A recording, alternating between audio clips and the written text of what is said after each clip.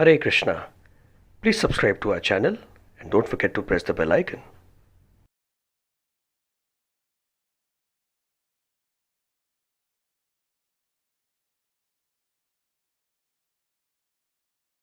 ओम नमो भगवते वासुदेवाय। ओम नमो भगवते वासुदेवाय। ओम नमो भगवते वासुदेवाय। नमः ओम विष्णुपादाय कृष्णप्रेष्ठाय भूतले श्रीमते भक्तिवेदांत स्वामिनिति नामिने। नमस्ते सारस्वते देवे गौरवाणी प्रचारिणे निर्विशेषा शून्यवादी पाश्चात्य देशतारिणे। जयतां सुरतो पंगो मम मंदमतेर्गति मत्सर्वस्य पदाम्भोजो राधा मदन मोहन। श्री राधा मदन मोहन जी की जय। ఆదివారం నాటి ఈ సాయంత్రం కార్యక్రమానికి శ్రోతలందరికీ భక్తులందరికీ ఆహ్వానం. Bhakti Vedanta College of Vedic Education, Navi Mumbai, Maharashtra, India వారు ఏర్పాటు చేస్తున్నటువంటి ఈ ప్రత్యేకమైన కార్యక్రమానికి, ప్రత్యేకమైన ఉపదేశానికి మీరందరూ శ్రద్ధతో వచ్చినందుకు అందరికీ వందనాలు. ఈరోజు ముఖ్యమైనటువంటి చర్చ గత జన్మను, రాబోయే జన్మను తెలుసుకోవడం సాధ్యమేనా? గత జన్మను, రాబోయే జన్మను తెలుసుకోవడం సాధ్యమేనా అనేది ఇవాల్టి ఈరోజు ఆదివారం నాటి సాయంత్రం ప్రత్యేకమైన కార్యక్రమం.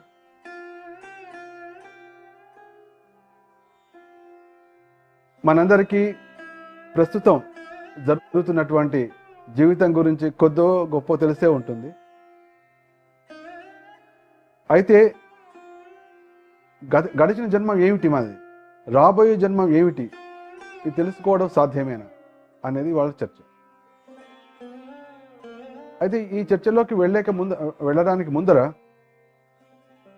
ఈ గడిచిన జన్మలని, రాబోయే జన్మలని, భూత భవిష్యత్ వర్తమానాలని తెలిసి ఉండేటువంటి కృష్ణుడి గురించి తెలుసుకుందాం. కృష్ణుడు ఏమంటున్నాడు తన గురించి? వేదాహం సమతీతాని వర్తమానాని చార్జున భవిష్యాని చ భూతాని మాంతి వేదన కశ్చన. తనకు భూత భవిష్యత్ వర్తమానాలు తెలుసు అని కృష్ణుడు భగవద్గీతలో చాలా చోట్ల చెప్పాడు. దాంట్లో ఇదొక సంఘటన. 7వ అధ్యాయంలోని 26వ శ్లోకం. వేద అంటే తెలుసు, ఎరిగి ఉన్నాను. అహం నేను, వేదాహం అంటే నేను ఎరిగి ఉన్నాను. ఏమిటి? సమతీతాన్ని పూర్తిగా గతాన్ని, పూర్తిగా సమతీతాన్ని అంటే పూర్తిగా గతాన్ని, భూతకాలాన్ని పూర్తిగా నాకు తెలుసు.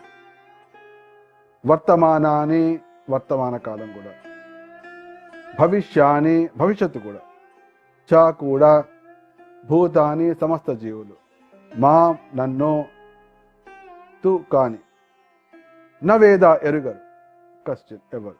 కృష్ణుడు ఏమంటున్నాడంటే నాకు జరిగిపోయింది మొత్తం తెలుసు, ప్రస్తుతం జరుగుతున్నది మొత్తం తెలుసు, జరగబోయేది కూడా మొత్తం తెలుసు, జీవులందరి గురించి కూడా నాకు తెలుసు, కానీ నా గురించి ఎవరికి తెలియదు. కృష్ణుడు చెప్పింది. ఇవాళ మన చర్చ ఏమిటి? మనకు పూర్వజన్మ గురించి, రాబోయే జన్మ గురించి తెలుస్తుందా, తెలుసుకోవడం సాధ్యమేనా?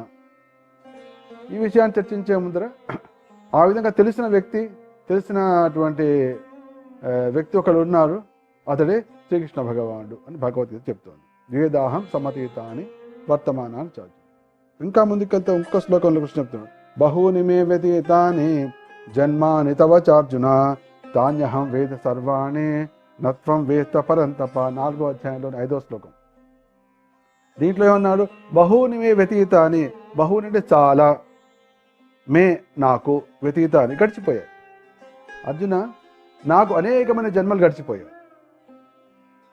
తవ చార్జున, తవ నీ కూడా జరిగిపోయాయి. కానీ అయితే తాన్యహం వేద సర్వాణి, అవన్నీ నాకు తెలుసు. నా వేత్త త్వం, నీకు మాత్రం అవి తెలియవు. పరంతప. పరంతప అంటే శత్రువులను తప్పింపజేసేవాడు. అంటే ఈ జగత్తులో నువ్వు ఎంతైనా గొప్పవాడి కావచ్చు, శత్రువులందరినీ తప్పింపజేయచ్చు, కానీ జరిగిపోయిన ఏవేం జన్మలు జరిగిపోయాయో అవి మాత్రం తెలియదు అని కృష్ణుడు ఇక్కడ చెప్తున్నాడు. బహూని మే వ్యతీతాని జన్మాని తవచ్చార్జున తాన్యహం వేత సర్వాణి నత్వం వేత పరంతప.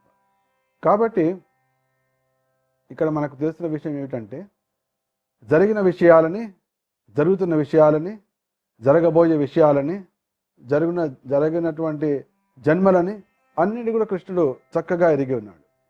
కానీ జీవులకు మాత్రం తెలియదు. ఇది విషయం. అయితే ఇవాళ మన చర్చ ఏమిటి? గత జన్మ, రాబోయే జన్మ అని రెండు విషయాల గురించి మాట్లాడుతున్నాం. ఒకటైతే అర్థమైపోయింది, కృష్ణుడికి మాత్రం అన్నీ తెలుసు. ఈ విషయం మనకు అర్థం. ఇప్పుడు మనకు తెలుస్తుందా తెలియదా అనేది చర్చ.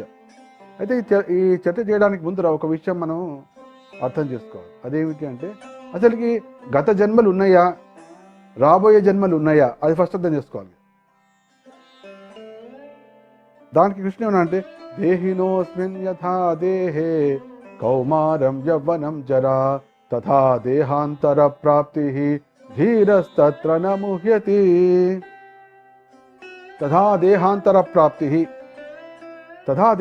ప్రాప్తి అంటే దాని తర్వాత ఇంకో దేహంలోకి వెళ్ళడం అని కృష్ణుడు స్పష్టంగా దేహాంతర ప్రాప్తి ధీరస్తత్ర న ముహ్యతి. దేహినోస్మి, దేహిన అంటే దేహధారి, దేహాన్ని ధరించేవాడు దేహధారి. ఈ దేహధారికి ఏ విధంగా అయితే బాల్యము, యవ్వనము, ముసలితనము ఉందో, అదేవిధంగా తర్వాత దేహాంతర ప్రాప్తి, ఇంకో దేహాన్ని పొందడానికి కూడా ఉంది. ఈ శ్లోకం ద్వారా కృష్ణుడు చెప్తున్నా అంటే, నీకు రాబోయే జన్మలు కూడా ఉన్నాయి, ఈ జన్మతే సరిపోదు, రాబోతున్నాయి. రాబోయే జన్మలు ఉన్నాయి అంటే పూర్వజన్మలు కూడా ఉన్నట్టే. పూర్వం ఉంది కాబట్టి ఈ జన్మ వచ్చింది కాబట్టి రాబోయే జన్మలు ఉన్నాయి. ఈ శ్లోకం ద్వారా కృష్ణుడు స్పష్టం చేస్తున్నాడు అంటే, రాబోయే జన్మలు ఉన్నాయి, గడిచిన జన్మలు ఉన్నాయి. కాబట్టి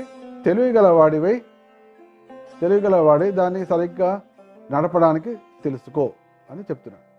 అయితే ఇవాళ మన చర్చ ఏంటి? ఆ జరిగిన జన్మలని, రాబోయే జన్మలని మనం తెలుసుకోగలమా, తెలుసుకోవడం సాధ్యమే, ఇది మన చర్చ. అయితే ఇప్పుడు మొట్ట విషయం మనకేమర్థమైంది? కృష్ణుడికి అన్ని తెలుసు, ఒక విషయం అర్థమైంది. రెండో విషయం ఏంటంటే, మనకు అనేక జన్మలు ఉన్నాయి, ఇది రెండో విషయం అర్థం. దీనే ఇంకా సమర్థిస్తూ కృష్ణుడు వాసాంసి జీర్ణాని యథా విహాయ నవాని గృహ్ణాతి నరోపరాణి తథా శరీరాణి విహాయ జీర్ణాన్ అన్యాని సంయాతి నవాని దేహి. వాసాంసి జీర్ణాన్ యథా విహాయ, ఏ విధంగా అయితే జీర్ణమైన వస్త్రాలను విడిచిపెట్టి, ఎప్పుడైతే వస్త్రాలు మాసిపోతాయి, చిరిగిపోతాయి, పాతవైపోతాయి, అటువంటి వాటిని విహాయ విడిచిపెట్టి, నవాని గృహ్ణాతి నరోపరాణి, నరులు ఏ విధంగా అయితే అన్యమైన కొత్త వాటిని స్వీకరిస్తారో, తథా శరీరాన్ని విహాయ జీర్ణ, ఏదైతే శరీరాలు జీర్ణమైపోయినాయో, దాంట్లో జీవుడు ఉండడానికి అనుకూలంగా లేదు, అంటే రోగగ్రస్తమై ఉండొచ్చు, అప్పుడు జీవుడు దాంట్లో ఉండలేడు. ముసలి అయిపోయింది, అప్పుడు దాంట్లో జీవుడు ఉండదు. దాన్ని జీర్ణాని అంటే జీర్ణం అయిపోయింది. అన్యాని సంయాతి నవాని, అప్పుడు జీవుడు ఆ శరీరంలో ఉండకుండా వేరొక శరీరంలోకి వెళ్ళిపోతుంది. అంటే దీన్ని బట్టి కూడా మనకు అర్థమవుతుంది అంటే, మనకు రాబోయే జన్మలు ఉన్నాయి, ఈ విషయం అర్థం. రాబోయే జన్మలు ఉన్నాయి అనే విషయం అర్థమైపోయిన తర్వాత మరి ఆ రాబోయే జన్మల గురించి మనం తెలుసుకోవడం చాలా ఇంపార్టెంట్, చాలా ముఖ్యం. రాబోయే జన్మలతో పాటు గడిచిన జన్మలను కూడా తెలుసుకోవడం చాలా ముఖ్యం. ఇది సత్యమే, కానీ సాధ్యమా? నెక్స్ట్ ప్రశ్న. ఇట్లా మనం చర్చిస్తున్నప్పుడు కొంతమంది అనొచ్చు, అసలు వీటన్నిటి ఎందుకు తెలుసుకోవాల్సిన అవసరమే ఉంది, నడుస్తుంది కదా ఇప్పుడు. అది ఉందో, జన్మలు ఉన్నాయో లేవో మనకు తెలియదు, ఉన్నాయో అనుకుందాం, ఒప్పుకుందాం, వాటి తెలుసుకోవాల్సిన అవసరమే ఉంది అనే ప్రశ్నించే వాళ్ళు కూడా ఉంటారు. వాళ్ళకు మనం చెప్పే సమాధానం ఏమిటి? తెలుసుకుని తీరాలి అనేది దానికి జవాబు. తెలుసుకుని తీరాలి. ఎందుకంటే 84 లక్షల జీవరాశుల్లో 80 లక్షల జీవరాశులకి వీటి గురించినటువంటి చర్చ చేసే అవకాశమే లేదు. ఈ విధంగా గత జన్మలు ఉన్నాయి, రాబోయే జన్మలు ఉన్నాయి, వాటి గురించి తెలుసుకోవచ్చు, తెలుసుకోలేము, ఇది అది ఆ విషయాలన్నిటికీ సంబంధించినటువంటి చర్చ ఆ 84 లక్షల జీవరాశుల యోనిలో ఏ జీవుడికి దొరకదు. ఇక 4 లక్షల జీవరాశులే మానవులు. ఆ మానవుల్లో 50% అనాగరికులు, వేద మార్గాన్ని పాటించని వారు, అంటే చాలా తక్కువ ఉంటుంది. అటువంటి తక్కువ పరిస్థితుల్లో ఎవరైతే నాగరిక మానవులు ఉన్నారో, వైదిక పద్ధతిలో జీవితాన్ని గడుపుతున్నారో, ఎవరైతే ఆధ్యాత్మికంగా జీవనాన్ని గడుపుతున్నారో వారికైతే ఇది తప్పనిసరి. మన గత జీవితం ఏమిటి, రాబోయే జీవితం ఏమిటి, ప్రస్తుత జీవితం ఏమిటి, ఇవన్నీ తెలుసుకొని దాన్ని తగ్గదిగా కావాల్సినదిగా మర్చుకోవడం అనేది అనివార్యం. ఎవరైతే వైదిక నాగరికతలో జీవితాన్ని గడుపుతున్నారో, ఎవరైతే భక్తిమయ జీవితాన్ని స్వీకరించారో, ఎవరైతే జీవిత లక్ష్యాన్ని నిర్ణయించుకోవాలనుకుంటున్నారో, ఎవరైతే ఈ సంసార చక్రాన్ని తెంచి కృష్ణ ధామానికి, కృష్ణ ప్రేమను పొందాలని ప్రయత్నిస్తున్నారో వారికి తప్పనిసరి అని మనం దీన్ని నిర్ణయించాలి తప్పకుండా. కాబట్టి తెలుసుకోవడం అవసరమా అంటే అవసరమే. ఎవరికి అవసరం అంటే వీళ్ళకి అవసరం. అయితే మరి మనకి ఎక్కడి నుంచి తెలుస్తుంది ఈ విషయం అంటే, ఒక అద్భుతమైనటువంటి సంభాషణ జరిగింది, సంవాదం జరిగింది. అటువంటి సంవాదం ఇంతవరకు సృష్టిలో ఎప్పుడు జరగలేదు, అంతకుముందు జరగలేదు, ఇక ముందు జరగబోదు కూడా. అటువంటి అద్భుతమైనటువంటి సంవాదం ఒకటి జరిగింది. ఎవరి మధ్య జరిగింది? యమదూతలకి విష్ణుదూతలకి మధ్య జరిగింది సంవాదం. ఆ యమదూతలు విష్ణుదూతల యొక్క సంవాదంలో వాళ్ళ చర్చ చాలా జరుగుతుంది. ఆ చర్చల్లో ఒక చర్చ జరిగింది. ఆ చర్చలోంచి మనకు ఒక కిటుకు వస్తుంది. ఆ కిటుకు వాళ్ళ చర్చల్లో ఒక చిన్న అంశం ద్వారా మనకు ఏం తెలుస్తుందంటే, గత జన్మలని రాబోయే జన్మలని గురించి మనం తెలుసుకోవచ్చు అన్నటువంటి కిటుకు దాంట్లో ఒకేసారిలా. సాధారణంగా విష్ణుదూతలు యమదూతలు ఇద్దరు ఒకరినొకరు తారసపడే, ఒకరికొకరు ఎదురుగా తారసపడే అవకాశమే లేదు. యమదూతలు ఎప్పుడైనా కూడా పాపుల దగ్గరికి వెళ్తారు, విష్ణుదూతలు ఎప్పుడైనా కూడా పరమ భక్తుల దగ్గరికి వెళ్తారు. అయితే వీళ్ళిద్దరూ కలవాలి అంటే ఒక కామన్ ప్లేస్ కావాలి. ఆ కామన్ ప్లేస్ వచ్చే అవకాశమే లేదు. ఎందుకంటే యమదూతలు భగవద్భక్తుల దగ్గరికి వెళ్ళలేరు, విష్ణుదూతలు ఏమో పాపుల దగ్గరికి వెళ్ళారు. కానీ వాళ్ళకు ఒకేసారి అటువంటి అనూహ్యంగా అవకాశం కలిగింది. అదే అజామిళుడి విషయం. అజామిళుడి విషయంలో అనుకోకుండా ఇద్దరు కలవడం వలన ఇద్దరు చర్చ జరిగింది. ఆ చర్చలో ఒక అద్భుతమైన చర్చలు చాలా ఉన్నాయి అంశాలు. ఆ అంశాల్లో ఒక అంశంలో మనకు ఈ రహస్యం బయటపడింది. ఏ రహస్యం అంటే, మనం గత జన్మలని రాబోయే జన్మలని గురించి తెలుసుకోవచ్చు అనే విషయం. ఇది కథ మనం కాస్త ముందుకు వెళ్తే, ఇది చాలా పెద్ద కథ, మనం ఇప్పుడు అవన్నీ చర్చించాం. ఓన్లీ ఆ సంభాషణ ఎలా జరిగింది, ఆ సంభాషణలో ఏ అంశం నుంచి మనకి ఈ రహస్యం బయటకు వచ్చింది అనే విషయాన్ని మాత్రం ఇప్పుడు చర్చిద్దాం. అజామిళుడు అనే బ్రాహ్మణుడు ఉండేవాడు, చాలా నిష్ఠాగరిష్ఠుడు, యువకుడు. అప్పుడు 20 ఏళ్ళ సమయం, కేవలం 20 ఏళ్ళ వయస్సు వాడు. నిష్ఠాగరిష్ఠుడు, వేదాధ్యయనం చేసినవాడు, గురువును సేవించినవాడు, పెద్దలను సేవిస్తున్నవాడు, ఇంట్లో శాలగ్రామశిలను పూజిస్తున్నవాడు, నిత్యాగ్నిహోత్రి, అన్ని కూడా అద్భుతమైనటువంటి బ్రాహ్మణ లక్షణాలు అన్నిటి ఉన్నాయి. పూర్తిగా సత్వగుణంలో ఉన్నవాడు, ప్రతిదీ నడుస్తుంది.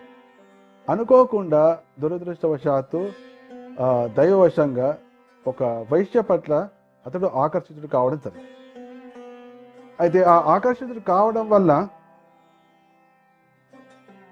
అజామిళుడు నేరుగా ఆ వేశ్యను ఇంటికే తీసుకొచ్చి ఆ వేశ్యతో పాటే ఉండడం మొదలుపెట్టాడు. ఇవాళ రేపు మనం సహజీవనం అని నడుస్తోంది. అంటే వాళ్ళకి పెళ్ళిళ్ళు ఏం కావు, కానీ ఆడ మగ ఇద్దరు కలిసి ఉంటారు, పిల్లల్ని కూడా కంటూ ఉంటారు, సహజీవనం. అది ఆ కాలంలో ఎప్పుడో చేశాడు, ఆ కాలంలో చేసి పతనం చెందాడు అజామిళుడు. ఆ వేషం తీసుకొచ్చి పని మనుషుల్లో పట్టుకొచ్చాడు, కానీ దాంతో సంసారం చేశాడు. ఎటువంటి వైవాహిక సంబంధం లేకుండా చేసి అనేక మంది పిల్లలు కూడా పుట్టారు. పుట్టడం కాకుండా 90 ఏళ్ల జీవితం కూడా గడిచిపోయింది. ఆ 90 ఏళ్ల జీవితంలో చివరికి వచ్చే సమయానికి వాడికి 2-3 ఏళ్ల పిల్లవాడు కూడా ఉన్నాడు. అంటే చూడండి, అంటే ఇది ఇంక ఈవెన్ 87, 88 సంవత్సరాలు వచ్చినప్పటికీ కూడా వాడికి కామ వికారం పోలేదు, ఇంకా పిల్లల్ని కంటూనే ఉన్నాడు, అంతటి అవస్థలో ఉన్నాడు. అయితే ఈ ఈ అజామినుడికి 90 ఏళ్ళు వచ్చేటప్పటికి 1-2 సంవత్సరాలు 2-3 సంవత్సరాల పిల్లవాడు ఉన్నాడు. ఆ పిల్లవాడి పేరు భాగ్యవశాత్తుగా నారాయణ అని పెట్టడం జరిగింది. అయితే నారాయణ అనే పదం అజామినుడికి కొత్త కాదు, ఎందుకంటే 20 ఏళ్ళ చిన్నప్పుడు 20 ఏళ్ళ వరకు ఆ నారాయణ సేవలోనే ఉన్నాడు, ఆ నారాయణనే పూజించాడు. అయితే భాగ్యవశాత్తు ఆ గుణాలన్నీ అబ్బి ఉన్నాయి కాబట్టి తన పిల్లవాడికి, చివరిగా పుట్టిన పిల్లవాడికి నారాయణ అని పేరు పెట్టుకున్నాడు. ఇది దాని అప్పుడు అక్కడ ఉన్నటువంటి అద్భుతమైన విషయం. అయితే కాలం ఇది, కానీ జీవితం మొత్తం పాపాలతో గడిచిపోయింది. ముఖ్యంగా వేష వంట తినడం ఆ విధంగా జరిగిపోయింది. సమయం వచ్చేసింది, మృత్యు సమయం వచ్చింది. మృత్యు సమయం వచ్చేటప్పటికల్లా 3 వచ్చారు యమదూతలు, యమభట్టు వచ్చారు, 3 వచ్చారు. ఎందుకు అంటే అజామినుడు మనస వాచా కర్మణ 3 రకాలుగా త్రికరణాలతో పాపం చేశాడు కాబట్టి, మనసా పాపం చేశాడు, వాచా పాపం చేశాడు, కర్మణ పాపం చేశాడు.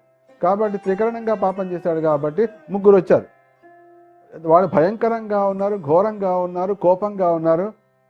వాళ్ళని చూస్తేనే భయం కలుగుతోంది, అటువంటి పరిస్థితి ఉంది. వచ్చి వాళ్ళు నేరుగా వచ్చి వాళ్ళ శరీరంలో ఉన్నట్టు, అజామినుడి శరీరంలో ఉండే ఆత్మను లాక్కెళ్ళిపోయే ప్రయత్నంలో ఉన్నారు. వాళ్ళ దగ్గరికి వస్తుంటేనే అజామినుడికి భయం కలిగింది. ఆ భయం మొట్టమొదటి తన గురించి కలిగింది, కానీ తనకంటే ఇంకెక్కువ వీళ్ళని చూస్తే నా పిల్లవాడు భయపడతాడేమో, ఎందుకంటే వాడు పక్కనే ఆడుకుంటున్నాడు. ఆ నారాయణ అనే పిల్లవాడు ఆడుకుంటున్నాడు, 2-3 ఏళ్ళ పిల్లవాడు. అయ్యో వాడు చూసి వీళ్ళని చూసి భయపడతాడేమో అనుకున్నాడు. తనకంటే వాళ్ళని చూడడానికి భయం వేసింది, కానీ పిల్లవాడు చూసి ఇంకా భయపడతాడేమో అనుకున్నాడు. ఏమన్నాడు అందుకోసం? దూరే క్రీడన పుత్రం నారాయణ స్వయం ప్రావితేన స్వరేణోచ్చై ఆజుహావాకులేంద్రియ. దూరే క్రీడన కాసక్తం, దగ్గరలో అతి దగ్గరలోనే ఆ పిల్లవాడు ఆడుకుంటున్నాడు. వాడి పేరు నారాయణ. ప్లావితేన అంటే ఎంత భయం వేసిందంటే, వాళ్ళని చూస్తే పిల్లవాడు ఏడిస్తే ఎంత దుఃఖం కలుగుతుంది అనే భావనలో ఆ క్షణంలో, ఒక క్షణంలో ఇవన్నీ వాడి కళ్ళ మొత్తం అజామినుడి కళ్ళలో నీళ్ళు నిండిపోయినాడు. దేంతో? భయంతో కాదు, తన పిల్లవాడు ఏడుస్తాడని చెప్పి వీడు ఏడుస్తున్నాడు, అంత పరిస్థితి ఉంది. ప్లావితేన స్వరేణోచ్చై, గొంతెత్తి కళ్ళు మొత్తం నీళ్ళలో వచ్చేసి, తర్వాత గొంతెత్తి నారాయణ అన్నాడు. భయపడకు అని పిలుద్దాం అనుకున్నాడు, నారాయణ అన్నాడు. అది పరిస్థితి. అంటే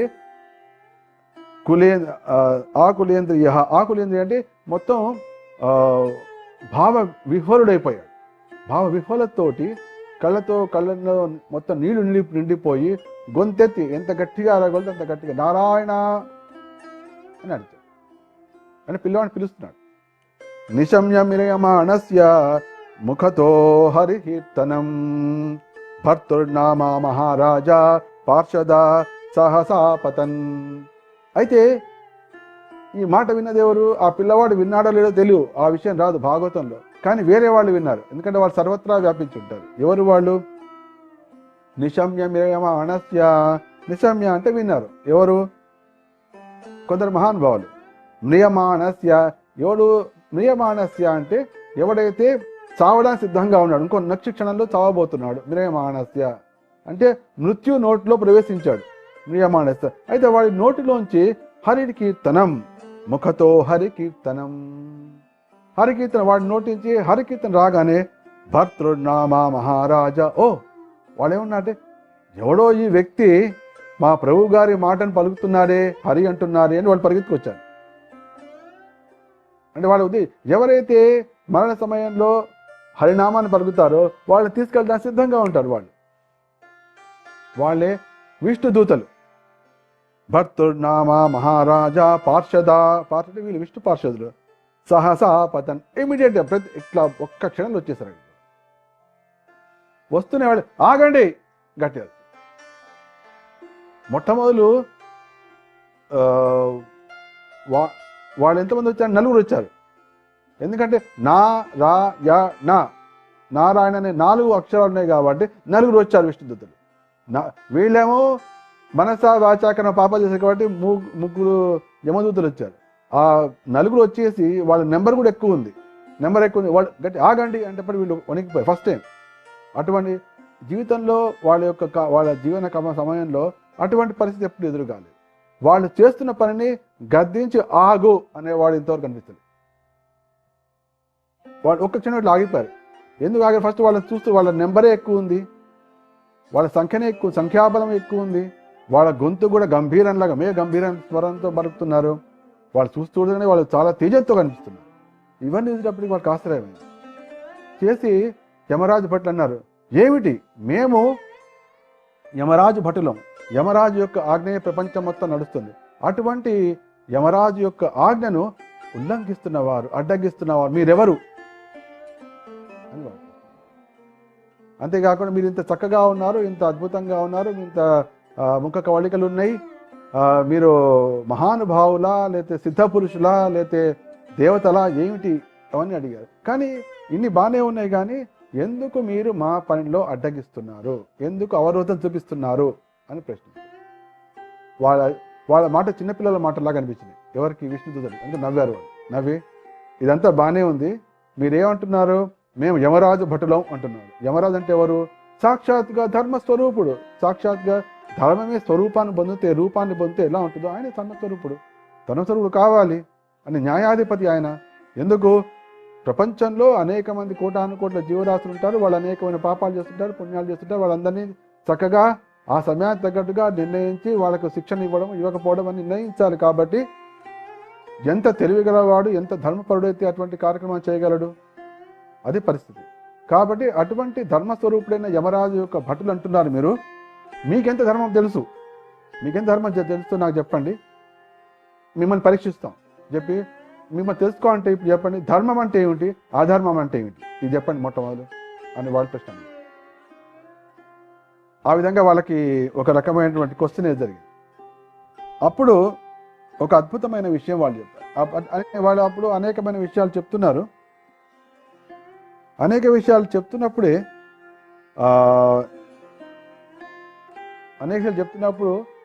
ఒక ముఖ్యమైన పాయింట్ వచ్చింది. అదే పాయింట్ మనకన్నా క్లూ, నాకు ఒక చక్కటి క్లూ వచ్చింది అక్కడ. అంటే ఏ విధంగా మనం గత జన్మలని రాబోయే జన్మలని తెలుసుకోగలమో అనే విషయం అక్కడ యమభటులు ఏదైతే పలికారో అక్కడ మనకు బయటకు వస్తుంది. అది చిన్న క్లూ జరిగింది. అటువంటి తప్ప ఎక్కడా మనకు కనిపిస్తుంది. ఇంకా అదే విషయం వాళ్ళు ఏమన్నారంటే, యదేహ దేవ ప్రవర త్రైవిద్యై ఉపలభ్యతే భూతేషు గుణ వైచిత్ర్యాత్ తథాన్యత్రానుమేయతే అని వాళ్ళు ఒక శ్లోకం పలికారు.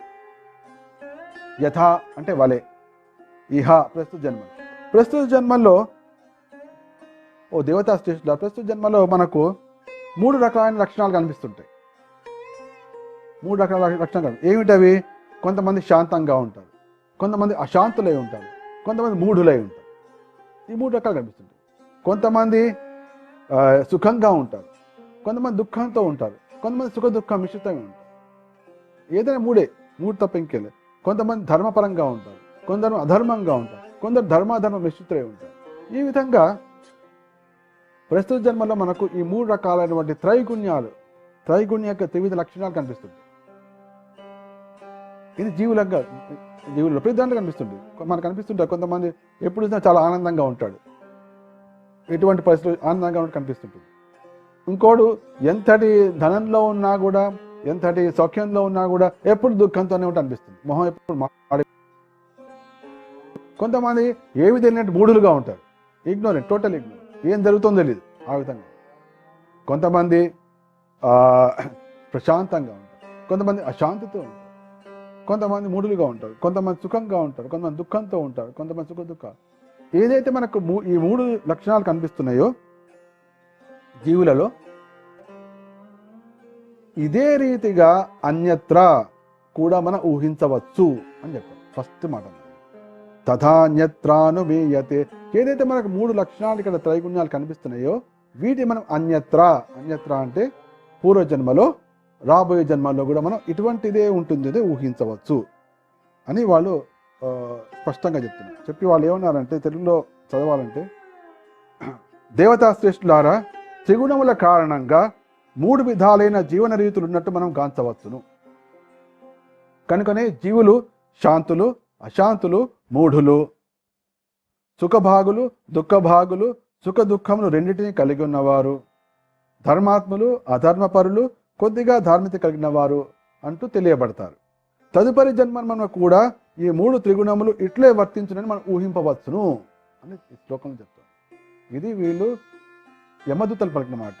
ఇది 6వ స్కందంలో 1వ అధ్యాయంలో 46వ శ్లోకం స్పష్టంగా అది చెప్తూ ఇంకాస్త ముందుకెళ్ళి వాళ్ళు ఏమన్నారంటే, వర్తమాన్యోన్యయో కాలో గుణాభిజ్ఞాపకో యథా ఏవం జన్మాసయోరేత ధర్మ నిదర్శనం. ఇంకో అద్భుతమైన విషయం పలికారు. ఈ 2 శ్లోకాలే మనకు చక్కటి క్లూనిస్తోంది. వాళ్ళు ఏమన్నారంటే, దీని నుంచి నేను చదువుతాను మీకు శ్లోకం నుంచి. ప్రస్తుత వసంతకాలము భూత భవిష్యత్తులందరి వసంతకాల గుణమును సూచించినట్లుగా ప్రస్తుత జీవితమునందరి సుఖము, దుఃఖము లేదా సుఖ దుఃఖముల మిశ్రణము జీవుని భూత భవిష్యత్ జీవనంలోని ధర్మాధర్మ కార్యములకు నిదర్శనం వసగొంచుతున్నది. ఇప్పుడు వసంత ఋతువు వస్తోంది. వసంత ఋతువు వచ్చినప్పుడు, వసంత ఋతువు రాగానే మనకు తెలుసు, చక్కటి లేత చిగిడి మామిడికాయలు, తర్వాత చెరుకు గడలు, తర్వాత వేప పువ్వు, ఇవన్నీ కోయిలలు చక్కగా కూస్తుంటాయి. ఇవన్నీ మనకు తెలుసు. వసంతకాలం కానీ ఇవన్నీ వస్తుంటాయి. చలి ఎక్కువ ఉండదు, ఎండ ఇంకా మొదలు కాదు, చాలా ప్రశాంతంగా, చాలా బాగుంది. అయితే ఈ వసంతకాలం 100 ఏళ్ల కింద కూడా వసంతకాలం ఇలాగే ఉంది.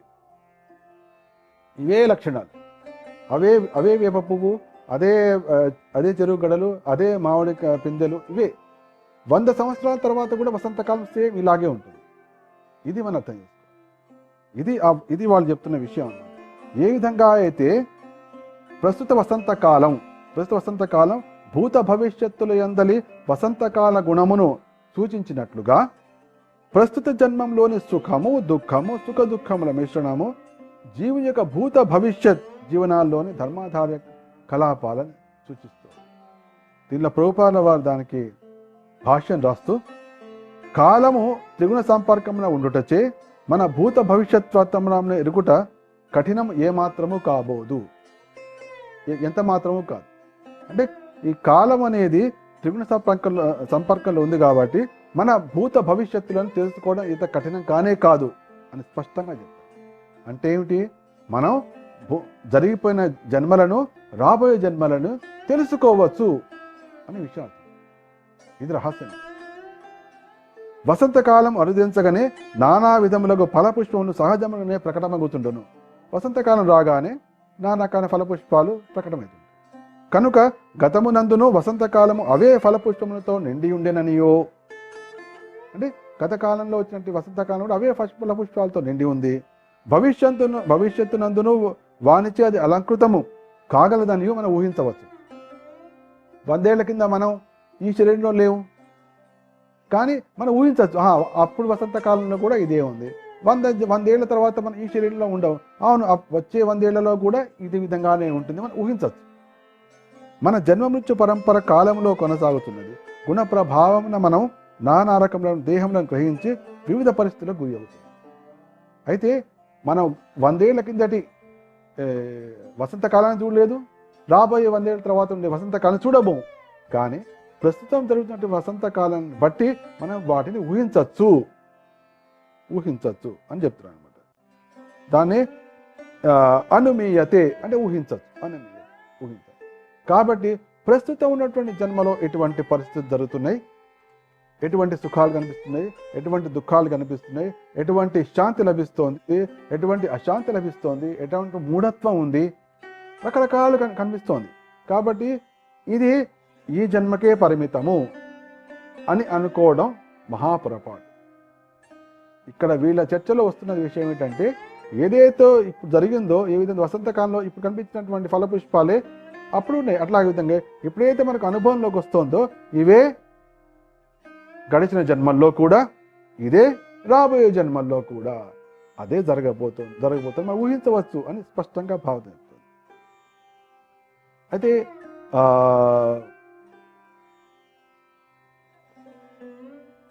దీనికి కొద్దిగా మనం అర్థం చేసుకోవాలంటే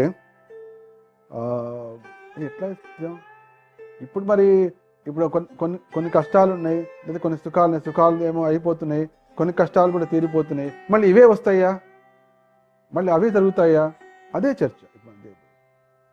ఫస్ట్ మనం తెలుసుకోవాల్సిన విషయం ఏమిటంటే ప్రస్తుత జన్మలో మనమైతే ఏదైతే అనుభూతిని పొందుతున్నామో, మనకు అనుభవంలోకి వస్తుందో అదే గత జన్మల్లో కూడా జరిగింది, రాబోయే జన్మల్లో కూడా జరిగింది. కానీ అప్పుడు పరిస్థితులు వేరుంటాయి, చుట్టూ ఉండే మనుషులు వేరుండొచ్చు, చుట్టూ ఉండేటువంటి సంఘటనలు వేరుండొచ్చు, కానీ గుణం మొత్తం సేమ్ ఉంటుంది. దానికి మీకు ఒక 2 ఎగ్జాంపుల్స్ ఇస్తాను. ఒక వ్యక్తికి దీర్ఘకాలిక వ్యాధి ఉందనుకోండి, క్రానిక్ డిసీజ్, దీర్ఘకాలిక వ్యాధి, అది ఎప్పటి నుంచో చిన్నప్పటి నుంచి నడుస్తుందండి ఆ ప్రాబ్లం అన్నాడు అనుకోండి, ఏదో దుఃఖం, క్రానిక్ డిసీజ్. అయితే గత వారం కూడా ఆ క్రానిక్ డిసీజ్ ఉంది, ఈ వారం కూడా ఆ క్రానిక్ డిసీజ్ ఏదైతే దీర్ఘకాలిక వ్యాధి నడుస్తుంది, రాబోయే వారం కూడా ఆ దీర్ఘకాలిక వ్యాధి నడుస్తుంది. అయితే గత వారం ఆ వ్యక్తి ఆఫీస్లో కలిసినటువంటి వ్యక్తులు వేరు, చేసిన పనులు వేరు, వేసుకున్న వస్త్రాలు వేరు, తినేటువంటి ఆహారం వేరు, వెలిబుచ్చినటువంటి భావ ప్రకటన వేరు, కానీ ఆ రోగం అట్లాగే ఉంది. ఈ వారం వచ్చింది, ఈ వారం వచ్చేటప్పటికి ఈ వారం వేరే చోటకి వెళ్ళి పనిచేస్తున్నాడు, అంటే తాను చేసే పరిస్థితులు వేరు, కలిసిన మనుషులు వేరు, వేసుకున్న వస్త్రాలు వేరు, తిన్నటువంటి ఆహారం వేరు, కాబట్టి వేరే వారం లాగా అనిపిస్తుంది, కానీ ఆ దీర్ఘకాలిక రోగమే మళ్ళీ ఉంది. అదేవిధంగా రాబోయే వారం కూడా అలాగే ఉంటుంది. రాబోయే వారంలో అతడు వేరే చోట పని చేస్తుండొచ్చు, లేకపోతే ఇంట్లోనే ఉండొచ్చు, సెలవు పెట్టి ఉండొచ్చు. కాబట్టి అప్పుడు బయటికి వెళ్ళేవాడు, కానీ నెక్స్ట్ వీక్ ఇంట్లోనే ఉన్నాడు, లేకపోతే పిక్నిక్ వెళ్ళాడు, లేకపోతే తీర్థయాత్రకి ఏదో ఒకటి వెళ్ళాడు. పరిస్థితులు మారుతున్నాయి, తిరుగుతున్న పరిస్థితులు మారుతున్నాయి, కానీ ఆ రోగం మాత్రం అట్లా. చూసారు అంటే ఏంటి? ఏదైతే గుణం ప్రకారం వచ్చిందో అది మాత్రం సాగుతుంది, కానీ పనులు మాత్రం మారుతున్నాయి, పరిస్థితులు మారుతున్నాయి. దీన్ని బట్టి అర్థం చేసుకోవచ్చు. ఇంకొక ఎగ్జాంపుల్ ఇస్తాను. సపోజు ఒకడు ముక్కోపి అనుకోండి, షార్ట్ టెంపర్ ఫెలో ముక్కోపి, వాడి ముక్కు మీద ఉంటుంది కోపం, ఇట్లా టక్క నోట్లో వస్తుంది వాడికి, ముక్కోపి. అయితే ఈ ముక్కోపి వాడు పోయిన వారం ఏమో ఆ కోపాన్ని ఆఫీస్లో తన కింద పనిచేసేవాడి మీద చూపించాడు. ఆ రోజు అట్లయింది. పోయిన వారం ఒక తన కింద పనిచేసే ఉద్యోగం మీద మొత్తం కోపాన్ని మొత్తం వెళ్ళదీశాడు. ఈ వారం ఇంట్లో భార్య మీద, పిల్లల మీద వెళ్ళదీశాడు. అంటే కోపం ఒకటే, కానీ అది వెలిబుచ్చిన పరిస్థితి వ్యక్తులు వేరు. ఆ వచ్చే వారం ఇంటికి రాబోతున్నాడు, వాళ్ళ మీద చూపిస్తాడేమో. అంటే ఏంటి? ఎవరి మీద చూపించాడో ఆ పరిస్థితులకు దానికి కారణం ఏమైందో అవన్నీ వేరే ఉండవు, కానీ గుణం మాత్రం. దీన్ని బట్టి చెప్పచ్చు, దీన్ని బట్టి మనం స్పష్టంగా ఊహించగలిగింది ఏమిటంటే ఏదైతే ప్రస్తున్నటువంటి గుణాలు కనిపిస్తున్నాయో, లక్షణాలు. అయితే నువ్వు అనుభవించు, ఓకే, కోపం చూపించినప్పుడు వాళ్ళు కింద వాళ్ళు ఉంటే వాళ్ళు ప్రతిఘటించలేరు, తిరిగి కోపాన్ని ప్రకటించలేరు, కానీ మనసులో తిట్టుకుంటారు. మనసులో తిట్టుకోవడం వలన ఆ నెగిటివ్ యొక్క ఎఫెక్ట్ వాడి మీదకి వెళ్తుంది. ఇంట్లో భార్య కూడా అనకపోవచ్చు, కానీ ఆ మనసు బాధపడింది, ఆ బాధ యొక్క ఎఫెక్ట్ వాడి మీద వస్తుంటుంది. ఈ విధంగా ధర్మాధర్మ కార్యం, వాడి యొక్క గుణాన్ని బట్టి ధర్మాధర్మ కార్యాలు మారిపోతుంది. కొంతమందికి మంచి గుణం వచ్చు, దానం చేసే గుణం. పోయిన వారేమో ఒక గుళ్ళో దానం చేశాడు, గుళ్ళో he has given 50,000 rupees. So అక్కడ అందరూ భక్తులు చాలా ఆనందించారు. So he get positive effect. ఈ వారం ఇంట్లో ఆఫీస్లో ఎవరికో అవసరం పడింది, ఒక 25,000 దానం చేశాడు. సో ఆఫీస్లో వాళ్ళందరూ కూడా ఆనందించారు. వచ్చే వారం ఎవరో ఇంతలో చుట్టాల్లోనూ ఎవరికో వాళ్ళకి అవసరం పడింది, వాళ్ళకి దానం చేశారు. అంటే దానగుణం ఒకటే ఉంది. ఇంకో చోట అది చేశాడు, అక్కడ పాజిటివ్ వచ్చింది, ఇక్కడ చేసాడు పాజిటివ్ వచ్చింది, వచ్చే వారం అక్కడ పాజిటివ్ వచ్చింది. ధర్మాన్ని బట్టి హీఈస్ గెటింగ్ పాజిటివ్, అధర్మాన్ని బట్టి నెగటివ్, కానీ గుణం మాత్రం సేమ్. కాబట్టి దానివల్ల ఫలితాలు మారిపోతాయి. కానీ ఆ గుణాన్ని ఏదైతే ధర్మాలకి కారణమైనటువంటి గుణాలు మాత్రమే.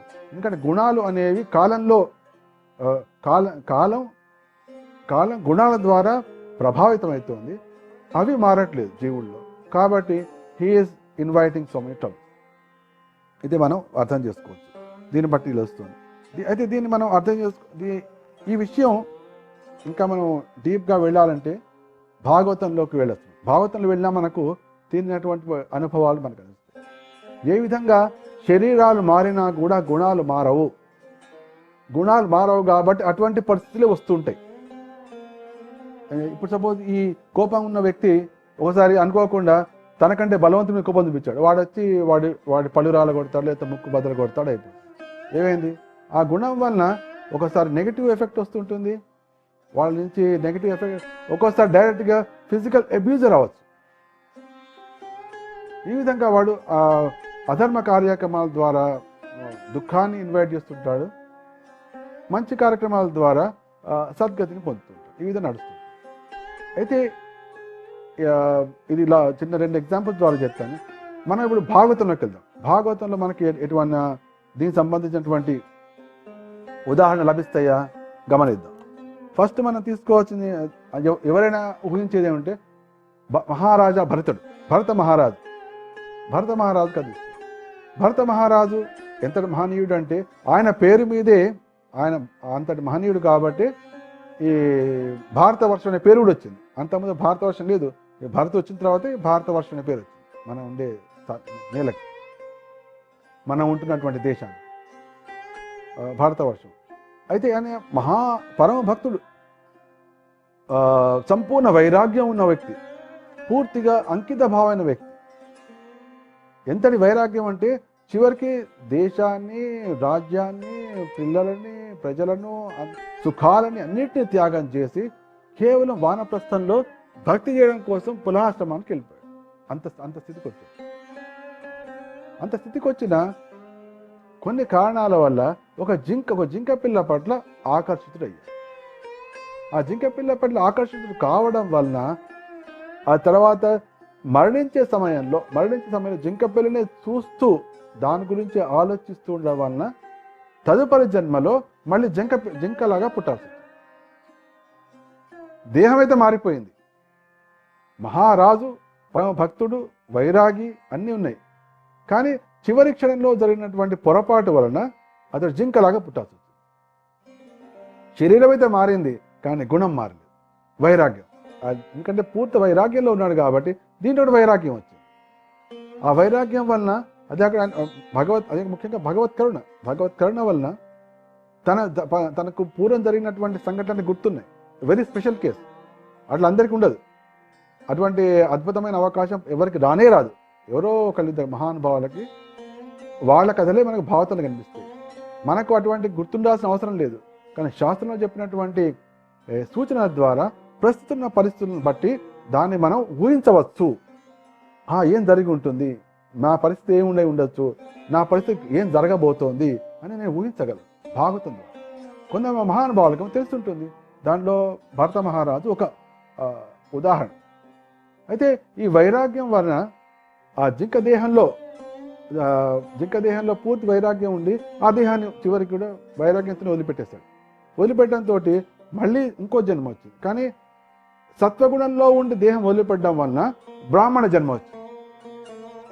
బ్రాహ్మణ జన్మ వచ్చిన దాంట్లో కూడా వైరాగ్యం. చూడండి, ఇక్కడ మొట్టమొదటి రాజు, తర్వాత జింక, తర్వాత బ్రాహ్మణుడు. కానీ గుణం మాత్రం ఒకటి. అంటే ఏ విధంగా అయితే వైరాగ్య భావన ఉందో, ఏ విధంగా అయితే జ్ఞాన భావన ఉందో, ఎవ్రీథింగ్ వస్తుంది. దేహాలు మారుతున్నాయి. దీన్ని బట్టి ఊహించవచ్చు.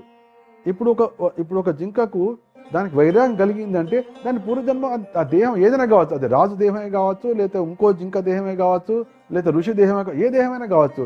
దాంట్లో అది వైరాగ్య భావనని సాధన చేసింది. వైరాగ్య భావన పూర్తిగా అనుభవంలో తెచ్చుకుంది. కాబట్టి ఈ జన్మలో అట్లాగే వచ్చింది. కాబట్టి దీన్ని బట్టి మనం ఊహించవచ్చు, రాబోయే జన్మల్లో కూడా వైరాగ్యమే దానికి కొనసాగుతుంది. దీన్ని బట్టి మనం పర్ఫెక్ట్గా అర్థం చేసుకోవాలి. ఇంకొక ఎగ్జాంపుల్ తీసుకుందాం. చిత్రకేతు కథ వస్తుంది. చిత్రకేతు కథలండి. చిత్రకేతుడు మొట్టమొదలు ఒక సామాన్య రాజు, సామాన్య లౌకికుడైన రాజు. దానికి ఎప్పుడు అంటే అనేక మంది భార్య ఏంటంటే 1,000,000 మంది భార్యలట అని చెప్పాడు. అంటే కోటి అనంతమైన సంఖ్యలో భార్య ఉండేవాడు, కానీ సంతానం లేదు. అంటే అంత లౌకికుడు, ఎటువంటి భగవద్భావన కానీ ఎటువంటి లేదు. కానీ అదృష్టవశాత్తు నారదముని వాళ్ళ సాంగత్యం లేదు. సాంగత్యం వలన అతడు సాంగత్యమే కాకుండా మార్గదర్శనం కూడా లభించింది. ఆ మార్గదర్శనం ముందుకు వెళ్తూ సంకర్షణుడికి భక్తుడిగా అయి, సంకర్షణుడికి భక్తుడిగా అయి ఎంతవరకు వెళ్ళాడంటే విద్యాధరుడిగా మారిపోయాడు.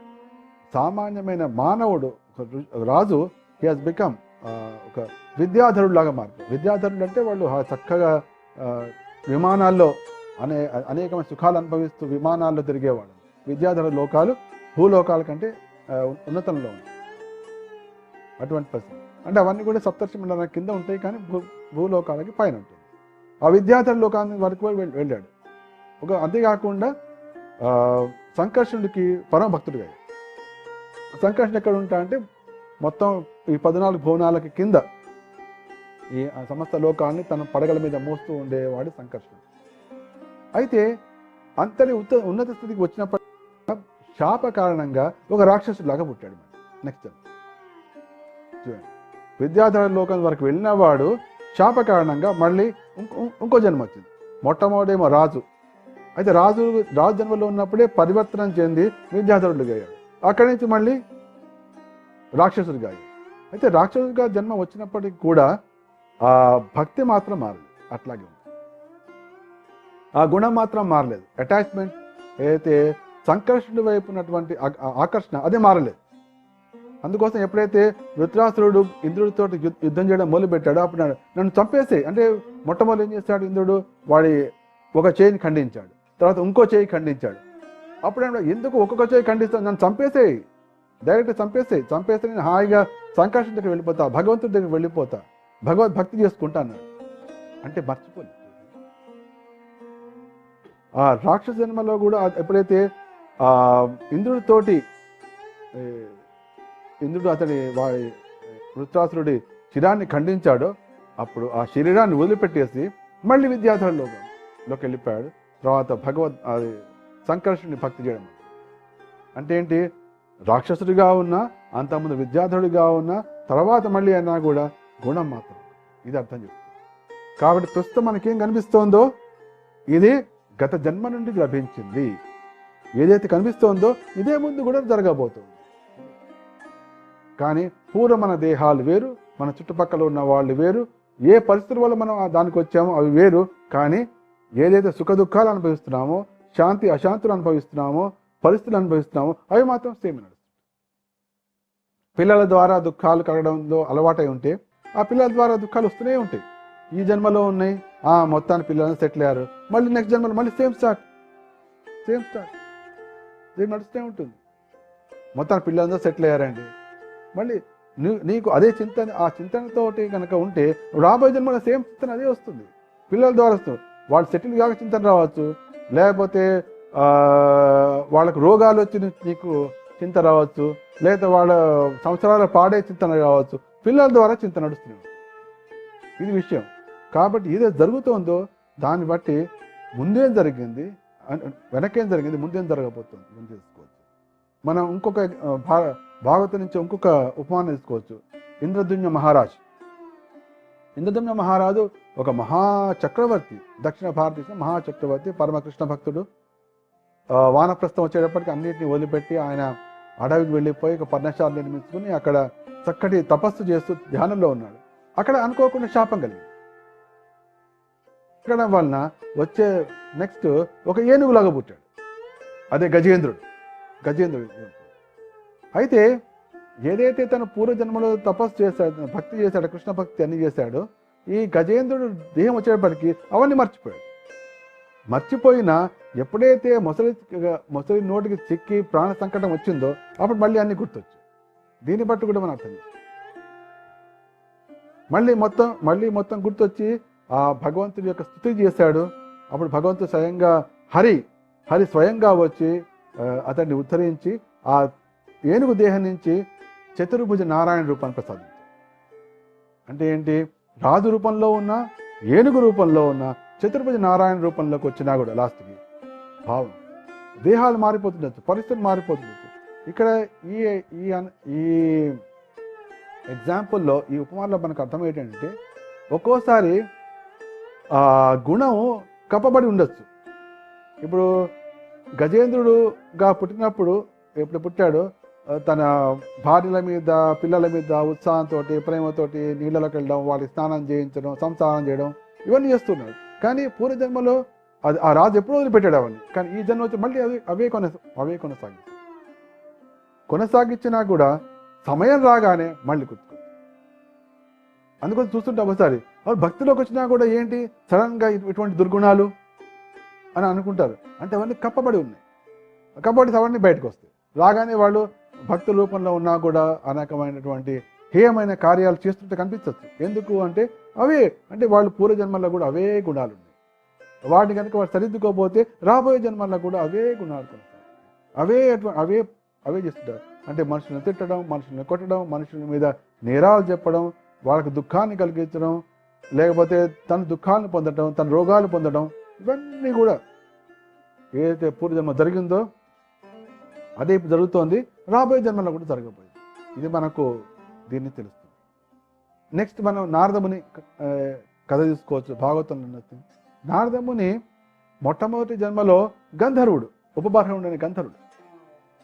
ఆ గంధర్వుడు గంధర్వ లోకంలో ఉన్నా కూడా శూద్రగుణం ఉండేది. శూద్రగుణం అంటే ఏంటి, భగవంతుడిని వదిలిపెట్టి దేవీ దేవతలను కీర్తించడం అనేది శూద్రగుణం. ఆ శూద్రగుణాన్ని అది కలిగి ఉండేవాడు అక్కడ గంధర్వ లోకంలో ఉన్నాడు. కాబట్టి శాపంతో ఇక్కడ శూద్రుడిగా పుట్టాడు. నెక్స్ట్ ఒక శూద్రానికి కొడుకుగా పుట్టి శూద్ర లక్షణం మొదలుపెట్టాడు, శూద్ర కార్యక్రమాలు చేయడం మొదలుపెట్టాడు. అయితే అదృష్టవశాత్తు అజ్ఞాత సుకృతి కారణంగా, ఏదైనా కారణంగా భక్తి వేదాంతులతో, మహానుభక్తులు, పరమ భాగవతులతోటి సాంగత్యం వచ్చింది 4 నెలల కాలం. ఈ 4 నెలల సాంగత్య కాలంలో కృష్ణుడి గురించి వినడం, కృష్ణ కథలను వినడం, భక్తులతో సాంగత్యం చేయడం, భక్తుల పట్ల ప్రేమ కలిగింది. భక్తుల పట్ల ప్రేమ కలిగేది వాళ్ళ యొక్క స్వభావం వారికి చాలా ఆనందం, చాలా ఒక ఆకర్షణీయంగా అయింది. భక్తుల యొక్క స్వభావం ఆకర్షణీయ కావడం వలన వారు చెప్పే కృష్ణ కథలు బాగా నచ్చినాయి. అవి కాస్త హృదయంలోకి వెళ్ళాయి. మనం ఎప్పుడైతే చెప్పే వాళ్ళ యొక్క స్వభావాన్ని మనం మెచ్చుకోలేమో, మనకు ఆకర్షణ కలగదో, అప్పుడు వాళ్ళు చెప్పే మాట ఓన్లీ చెవుల వరకు వెళ్తాయి, హృదయం దాకా పోవు. కానీ ఎప్పుడైతే వాళ్ళ యొక్క స్వభావం మనకు బాగా నచ్చుతుందో, వాళ్ళని మనం ఒక రకమైనటువంటి ప్రేమ భావంతో, ఆదర భావంతో చూడడం మొదలు పెడతామో, వాళ్ళ ఒక రోల్ మోడల్గా తీసుకుంటామో, లేకపోతే వాళ్ళ వాళ్ళ వాళ్ళ వాళ్ళ తలంపే మనకు ఆనందం కలుగుతుంది. ఆ స్థితి ఎప్పుడైతే అటువంటి భావన కలిగిందో, అప్పుడు వాళ్ళు చెప్పే విషయం హృదయంలో లేకపోతే పోదు. ఇది రహస్యం. కాబట్టి మనం అనేక వందలాది వేలాది లెక్చర్లు వింటుండొచ్చు, కానీ ఆ చెప్పే వ్యక్తి మీద మనకు అభిమానం లేకపోతే, వాళ్ళ యొక్క నేచర్ మనకు అట్రాక్టివ్ కాకపోతే అవి హృదయంలోకి పో. అదే ఆ శ్రవణ విషయం అక్కడ ఫెయిల్ అవుతుంది. అయితే ఇక్కడ నారదుడు ఆ శూద్ర రూపంలో, శూద్ర జన్మలో ఉన్నప్పటికీ కూడా మహాభాగవతుడి యొక్క స్వభావం అట్రాక్టివ్ కావడం వలన వాళ్ళు చెప్పే కృష్ణ భక్తి హృదయంలోకి వెళ్ళి నాటిపోయింది. కాబట్టి ఇంకా వాళ్ళ మీద ప్రేమతో వ్యవహారం చేశారు.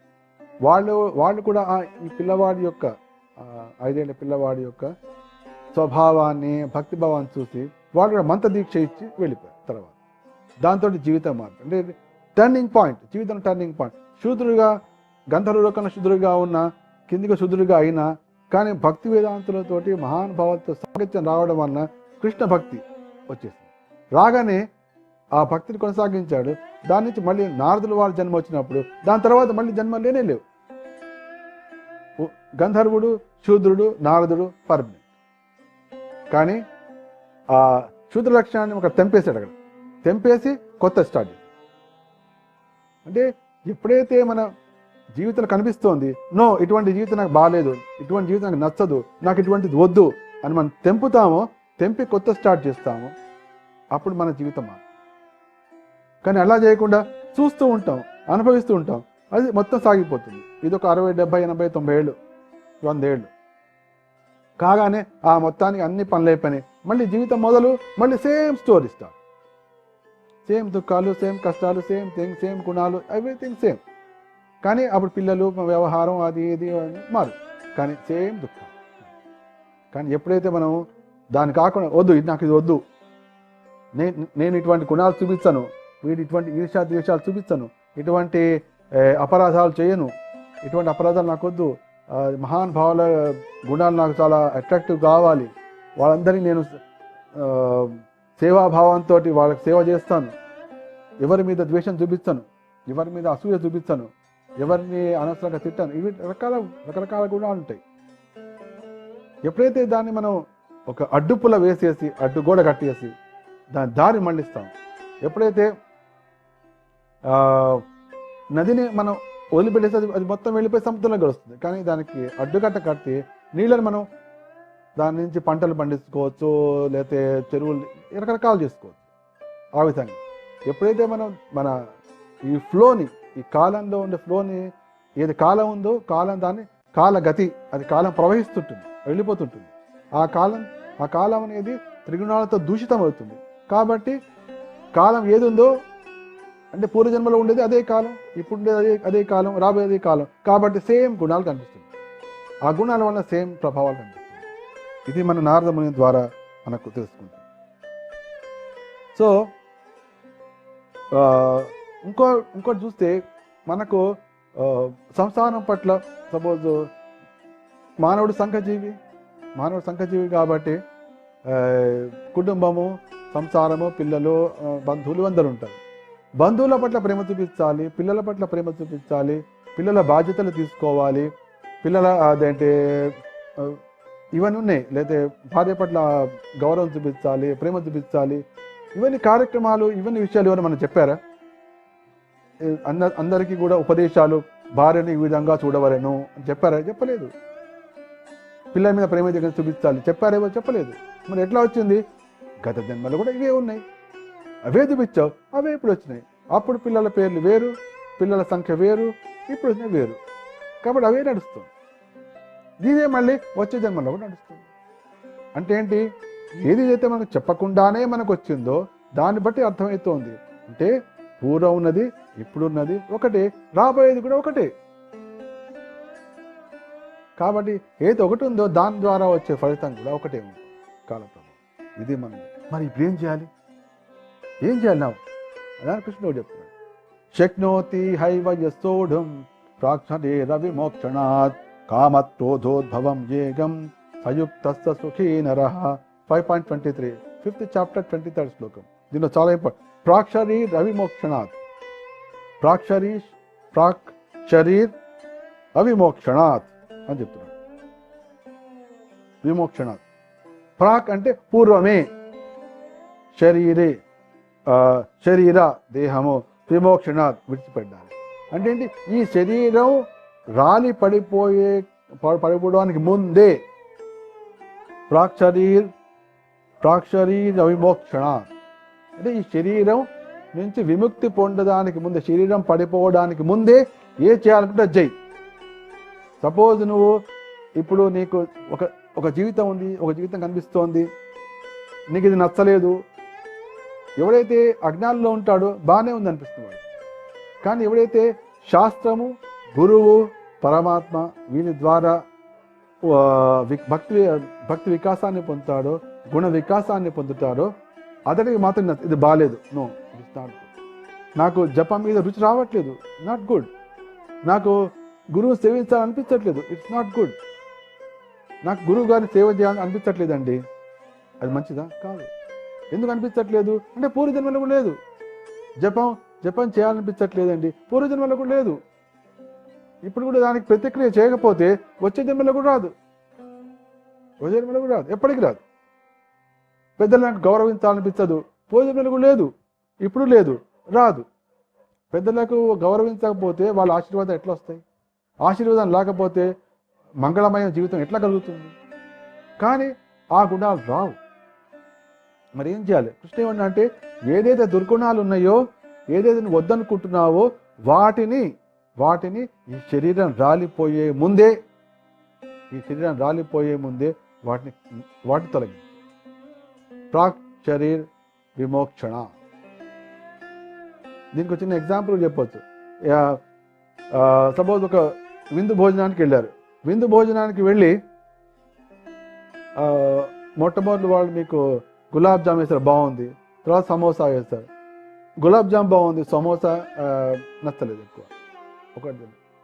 కానీ నీకు మాటికి అందరు వచ్చి సమోసాలు వేస్తున్నారు అనుకో, గులాబ్ జామ్ వేయట్లేదు, సమోసాలు వేస్తాడు. ఇంకోటి సమోసా వేస్తాడు, మళ్ళీ రౌండ్ వచ్చింది. మీకేం కావాలి? మీకు కావాల్సిన గులాబ్ జామ్, కానీ 2 సమోసాలు ఉన్నాయి కంచంలో. అరే 2 సమోసా అంటే నాకు సమోసాలు ఇష్టం అనమాట. ఇంకోటి వేస్తాడు, ఇంకోటి అంటే వాడు ఈయన సమోసాలు నువ్వు వేస్తున్నావు అంటే వీళ్ళకి ఇష్టమేమో అనుకుంటున్నాడు, కానీ మీకు అది ఇష్టం లేదు. కానీ మీరు నాకు ఇది ఇష్టం లేదు, నాకు గులాబ్ జామ్ కావాలి అని చెప్పనంత వరకు, పలకనంత వరకు, దానికి ప్రతిక్రియ చేయనంత వరకు ఏదైతే ఇష్టం లేదో అదే వస్తుంది. అదే మార్చాలి కృష్ణుడు చెప్పే విషయం. ఇప్పుడు చూడండి, మనకు జీవితంలో రకరకాల జీవితాలు కనిపిస్తుంది. కొంతమందికి ఎడతెగని కోర్టు కేసు కనిపిస్తుంది, వాడు దాంట్లోనే బట్టి కొట్టుకుంటారు. అంటే ఏంటి? లిటిగేషన్ సాగుతూనే ఉంటాయి. అది ఇప్పుడు వచ్చిన జన్మలో కాదు, గత జన్మలో అదే సాగుతూనే ఉంది, రాబోయే జన్మల్లో కూడా అట్లాగే. కొంతమంది చూస్తాడు రోగంలోనే, జీవితాంతం రోగంలో మనసులోనే పడి ఉంటాడు, దేహాన్ని వదిలిపెట్టారు. అందరూ ఏమనుకుంటారు? మొత్తానికి ప్రాణం పోయింది కదా, పర్వాలేదు, రోగం నుంచి విముక్తి ఏం కలగలేదు. మళ్ళీ వచ్చే జన్మలో అదే రోగం కంటిన్యూ అవుతుంది. రోగం ద్వారా వాడు దుఃఖితులైతే ఉంటాడు. ఏదైతే పూర్వం ఉందో అదే ఇప్పుడు జరుగుతోంది, ఇదే ముందుకు సాగుతుంది. నువ్వు కనుక ప్రతిక్రియ చేయకపోతే, చేయడం కోసమే ఈ మానవ జన్మ, చేయడం కోసమే ఈ వైదిక జన్మ, చేయడం కోసమే ఈ ఆధ్యాత్మిక జన్మ. శాస్త్రం ద్వారా, గురువు ద్వారా, పరమాత్మ ద్వారా మార్గదర్శనం పొందిన జన్మ, పొందే జీవితం అందుకోసం. కొంతమందికి ఇంట్లో కలతలు, గృహ కలాపాలు, గృహంలో కొట్లాటలు, తాగుబోతు భర్తలు, తిరుగుబోతు భార్యలు, చెప్పిన మాట విన పిల్లలు, రోగగ్రస్తులైన పెద్దలు, ఇట్లా రకరకాల దుఃఖాలు కనిపిస్తున్నాయి. లిటిగేషన్స్, ఎప్పటికీ తగినటువంటి రోగాలు, తర్వాత డబ్బు లేకపోవడం, లేకపోతే ఇల్లు లేకపోవడం, లేకపోతే సంఘంలో గౌరవం లేకపోవడం, లేకపోతే విడాకులు జరుగుతుండొచ్చు. కొంతమంది అక్రమ సంబంధం మీద అభిరుచి కలగచ్చు, కొంతమంది మాంసభక్షం మీద అభిరుచి కలగచ్చు, కొంతమంది జూదంలో దుఃఖాలు అనుభవిస్తుండొచ్చు. కొంతమందికి పెద్దలంటే ఎప్పుడు కూడా బాస్ అంటే భయం. Boss is always fearful. ఏదైతే ఎప్పుడైతే బాస్ అయితే ఫియర్ ఉందో అది పూర్వజన్మలో అట్లాగే ఉంది. పూర్వం ఏమో రాజు దగ్గర భయపడేవాడు, ఇప్పుడు బాస్ భయపడుతున్నాడు, తర్వాత ఇంకోటి భయపడతాడు. ఇది సాగుతూనే ఉంటుంది. ఏదైతే భయం ఉందో అది కంటిన్యూ అవుతుంది. తర్వాత యాక్సిడెంట్ జరగచ్చు కొంతమందికి. తర్వాత కొంతమంది వైరాగ్యం ఉండొచ్చు. అంటే ఈ విధంగా అయితే చెడ్డ లక్షణాలు ఉంటాయో ఆ విధంగా కొన్ని మంచి లక్షణాలు, కొంతమంది వైరాగ్యం ఉండొచ్చు. కాబట్టి కొంతమంది మనం చూస్తాం భక్తుల్లో చిన్నప్పుడే అన్ని వదిలిపెట్టి సాఫ్రాన్ డ్రెస్ వేసుకుని వాడి గుళ్ళో భక్తులు అయిపోతుంది. అదే చూడు మేము ఇప్పుడే వదిలిపెట్టాం, ఇవి కొత్త చేసిన ఏం లేదు, పూర్వజన్మ నుంచే నీకు ఆ వైరాగ్యం ఉంది, అప్పుడు వదిలిపెట్టావు, ఇప్పుడు వదిలిపెట్టావు, వచ్చే జన్మలో కూడా వదిలిపెడతావు. ఇది కొత్త విషయం కాదు. కానీ అది నిన్ను ఇక్కడే ఉంచుతోందా, కానీ నిన్ను ఉద్ధరిస్తోందా? నువ్వు వైరాగ్యం ఉంది నీకు, కానీ ప్రేమ చూపించావా? ప్రేమ వచ్చిందా నీకు? ప్రేమ వస్తేనే కదా. వైరాగ్యం వచ్చినంత మాత్రాన నువ్వైతే కృష్ణ దగ్గర పోలేవు కదా, ప్రేమ చూపిస్తేనే కదా.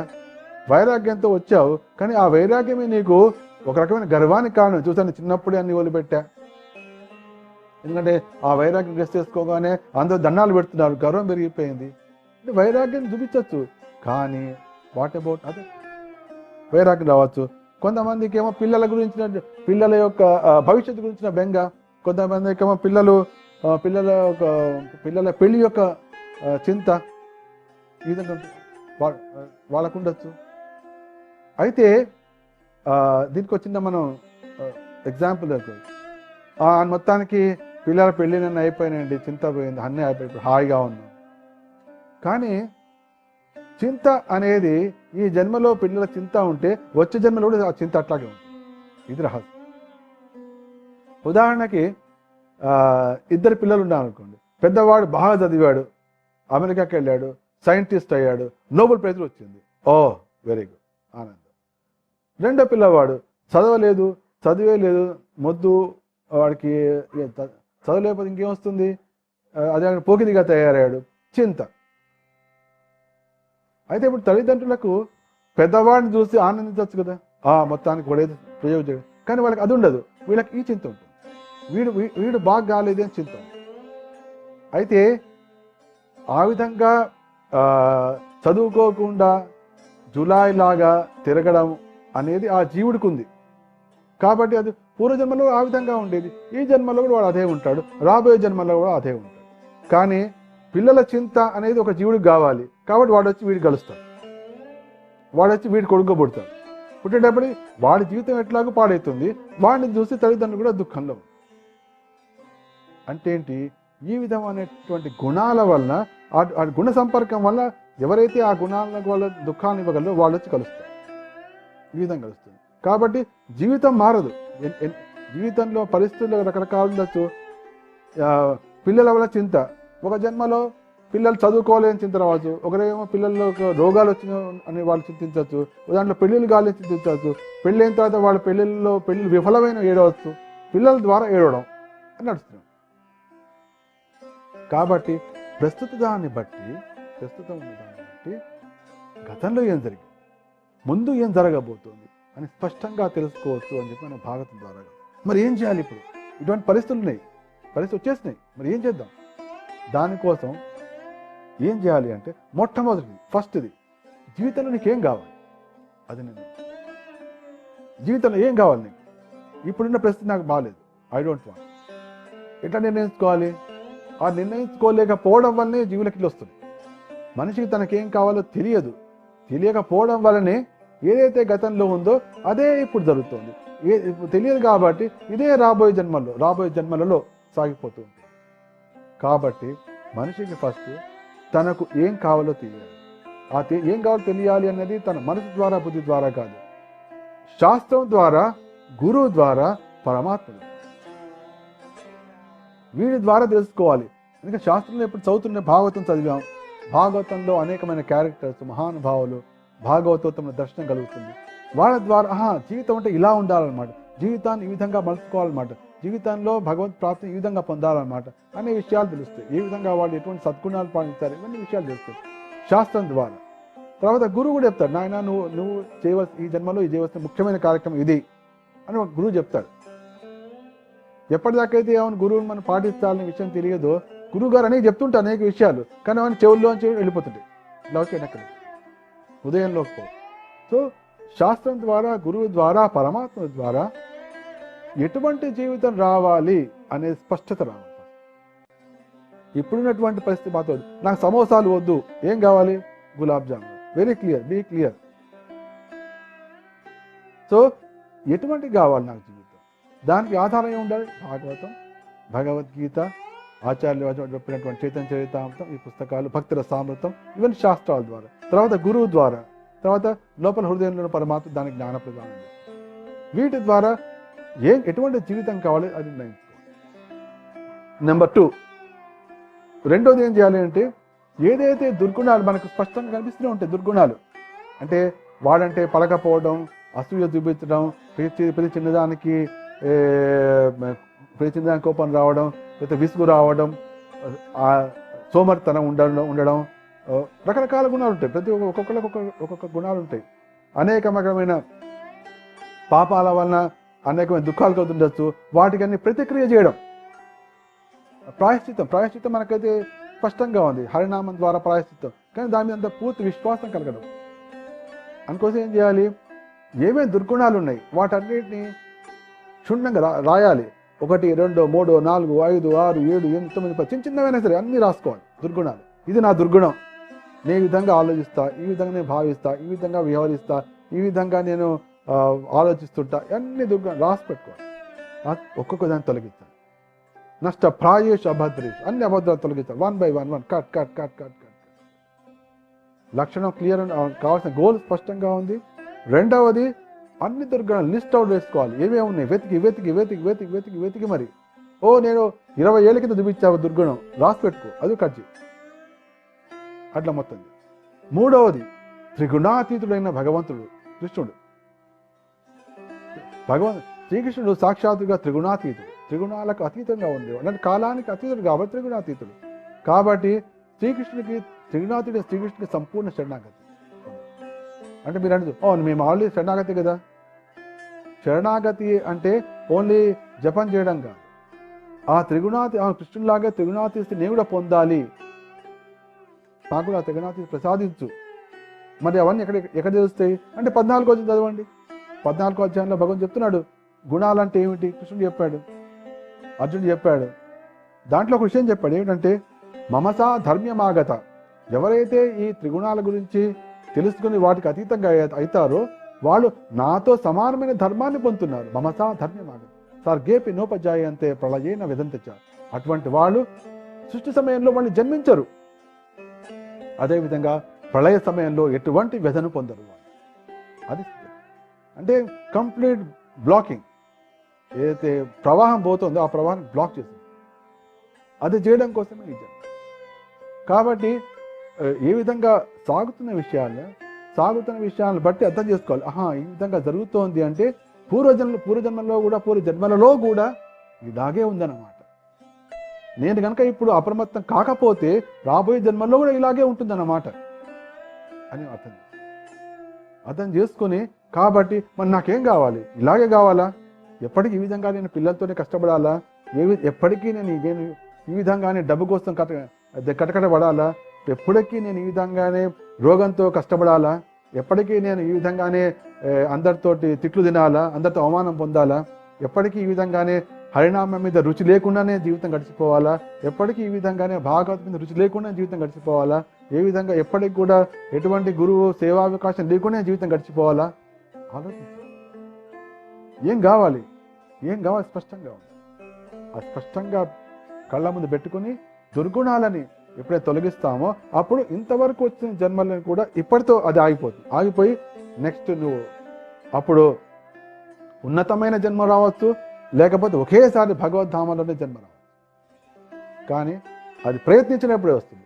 ప్రయత్నించకపోతే ఇప్పుడున్న పరిస్థితి మళ్ళీ కొనసాగుతుంది. అప్పుడు పేర్లు వేరు, ఊళ్ళు వేరు, పరిస్థితులు వేరు, చుట్టూ ఉన్న మనుషులు వేరు, అన్నీ వేరు. కానీ గుణాలు, ఆ గుణాల వల్ల వచ్చిన ఫలితాలు అన్నీ ఒకటే. No change. ఇది మన రహస్యం. ఇది నేను మీకు ఈరోజు ప్రత్యేకమైన భాగవత సందేశంగా Bhaktivedanta College of Vedic Education, Navi Mumbai, Maharashtra, India వారి తరఫున ఇది మీకు చెప్పడం జరిగింది.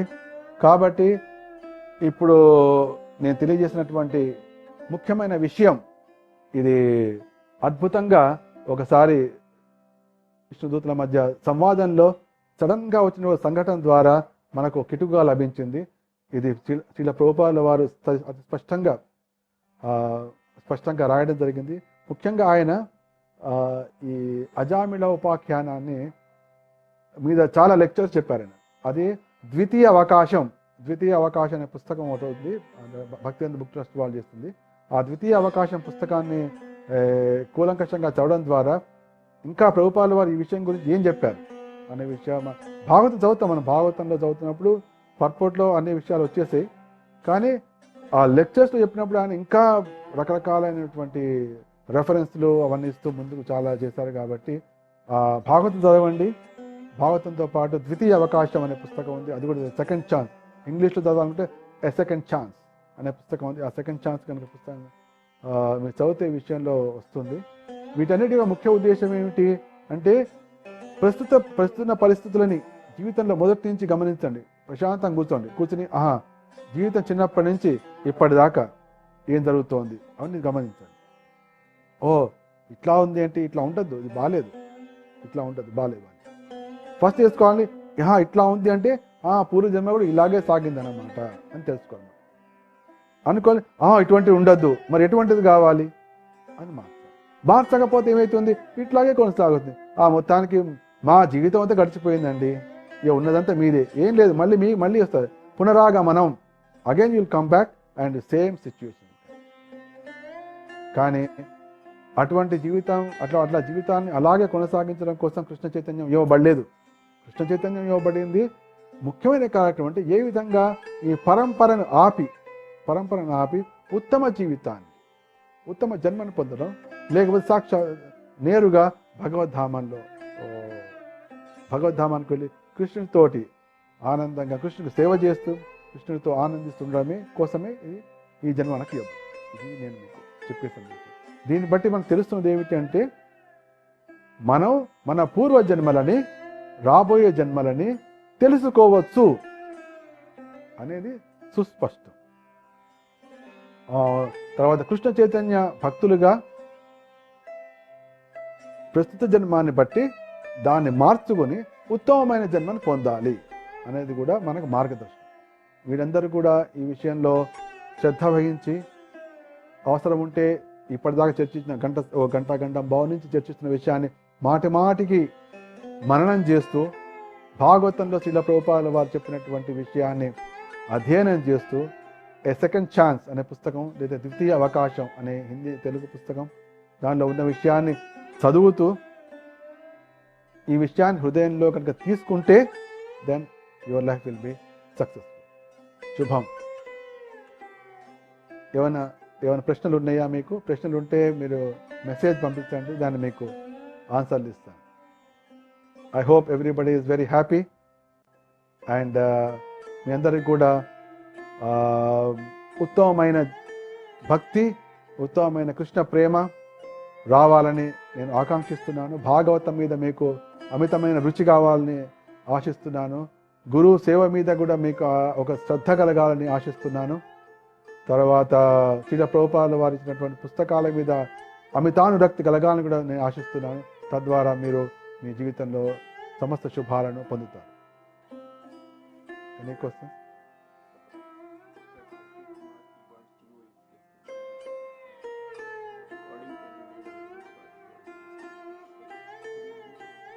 యా, శశి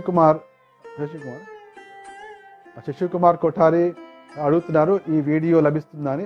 ఇది ఒక 2-3 రోజుల్లోనే మేము Bhakti Vedanta College of Vedic Education YouTube ఛానల్లో దీన్ని మేము అప్లోడ్ చేస్తాము. అప్లోడ్ చేసినప్పుడు మీరు దాని నుంచి మీరు దీన్ని డౌన్లోడ్ చేసుకుని మీరు అందరికీ పంపించండి.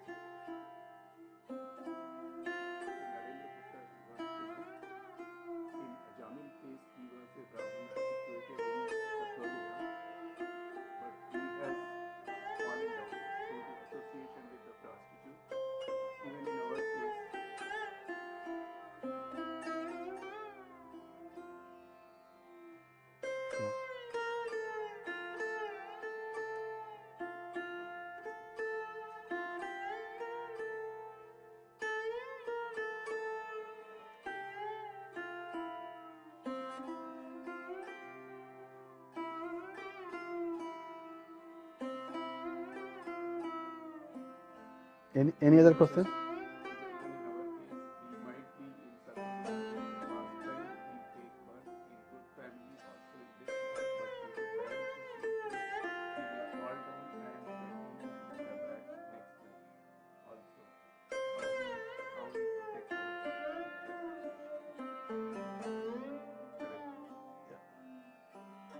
సో ప్రతి ఒక్కళ్ళకు కూడా సపోజ్ అగ్నిని ముట్టుకుంటే కాలుతుంది అని అందరికీ తెలుసు.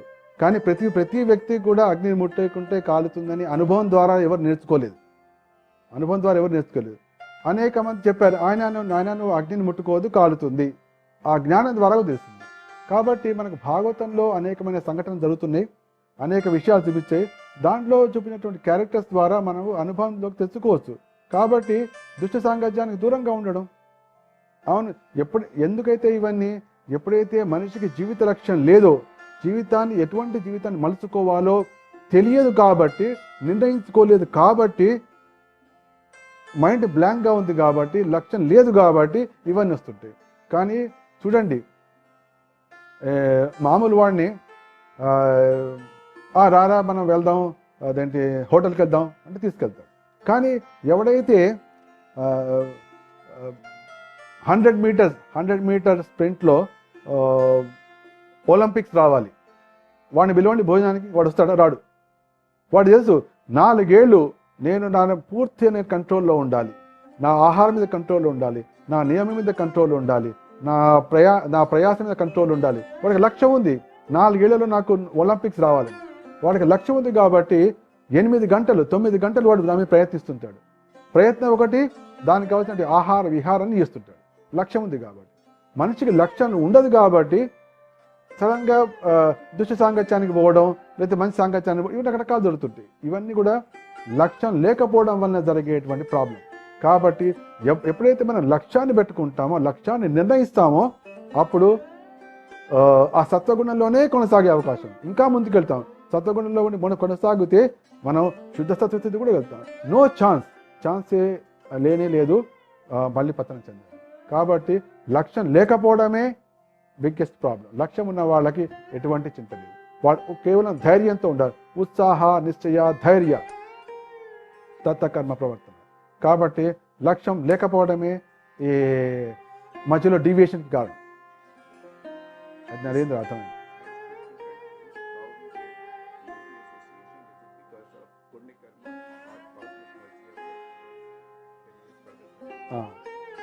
మొట్టమొదలు ఈ జగత్తు అనేది ఈ జగత్తు అనేది కోరికతో నిర్మించబడింది. ఇచ్చా is a world of choice. నీ చాయిస్ ఏంటి? నాకు వైష్ణవుల యొక్క సాంగత్యం కావాలి. ఎప్పుడైతే గట్టిగా అరిచావో వైష్ణవ సాంగత్యం లభిస్తుంది. నువ్వు సైలెంట్గా ఉంటే ఏదో వచ్చి నీ మీద పడుతుంది. కాబట్టి నీ యొక్క కోరిక ఏమిటి? నీ కోరిక నాకు వైష్ణవ సాంగత్యం కావాలి, నేను త్రిగుణాతీతుడిని కావాలి. ఏదైతే నువ్వు సంకల్పిస్తావో, ఏదైతే పలుకుతావో అదే లభిస్తుంది. కానీ వైష్ణవ సాంగత్యం లభించడానికి కూడా పుణ్యమని కాదు, నీ యొక్క ఇచ్ఛ, యువర్ డిజైర్. అటువంటి సంకల్పం ఎప్పుడు కలుగుతుంది? ఎప్పుడైతే మన ఆచార్యులు మనకు చూపించినటువంటి ఆచార్యులు మనకు ఒక భక్తి మార్గాన్ని చూపించారు. అంటే మనకు మనం పవిత్రం అయ్యే మార్గాన్ని చూపించారు. అదేమిటి? జపం చేయడం, ఏకాదశి వ్రత, రేపు ఏకాదశి, అందరూ ఏకాదశి అందరూ పాటించండి. ఏకాదశి పాటించడం, వైష్ణవులను సేవించడం, భాగవతాన్ని చదవడం, ఇంట్లో శ్రీ విగ్రహారాధన చేయడం, ఈ అన్నిటి కార్యక్రమాల ద్వారా నువ్వు పవిత్రుడు అవుతావు. దీన్నే మనం ఏమిటంటే అభయం సత్వ సంశుద్ధి అంటే ఎగ్జిస్టెన్స్ని ప్యూరిఫై చేసుకోవడం. ఎప్పుడైతే ప్యూరిఫై అవుతుందో మన ఎగ్జిస్టెన్స్, మన యొక్క అస్తిత్వం నిర్మలమవుతుందో అప్పుడు ఇటువంటి సద్భావనలు కలుగుతాయి. వైష్ణవుల్ని కలవాలి, వైష్ణవుల యొక్క సాంగత్యాన్ని పొందాలి, వైష్ణవులు సేవ చేయాలి, వైష్ణవులతోనే ఉండాలి అనే సద్భావన అప్పుడు కలుగుతుంది. కాబట్టి మిమ్మల్ని మేము ప్యూరిఫై చేసుకోవడం మొట్టమొదటి విషయం. దానికోసం ఏదైతే ఆచార్యులు మనకు ఒక మార్గం ఇచ్చారో ఆ మార్గాన్ని పాటించడమే మనం చేయవలసినటువంటి తక్షణ కర్తవ్యం.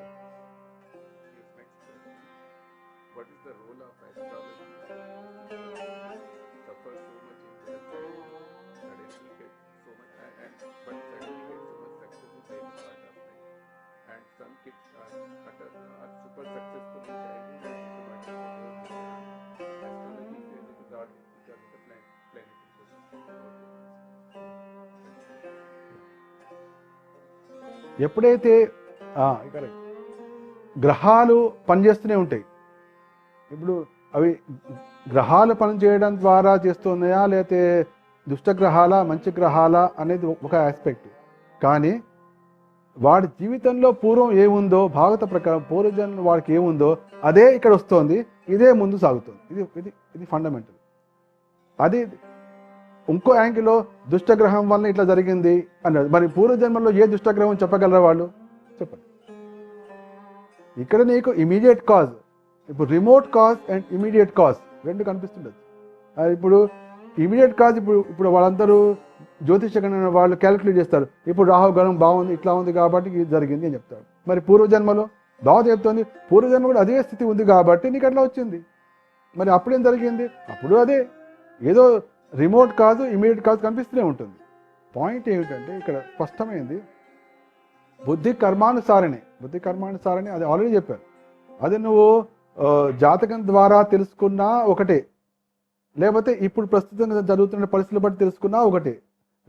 రెండు ద్వారా వచ్చేటువంటి ఫలితం ఒకటే. ఏదైతే ఉందో కళ్ళ ముందో అదే ఫైనల్.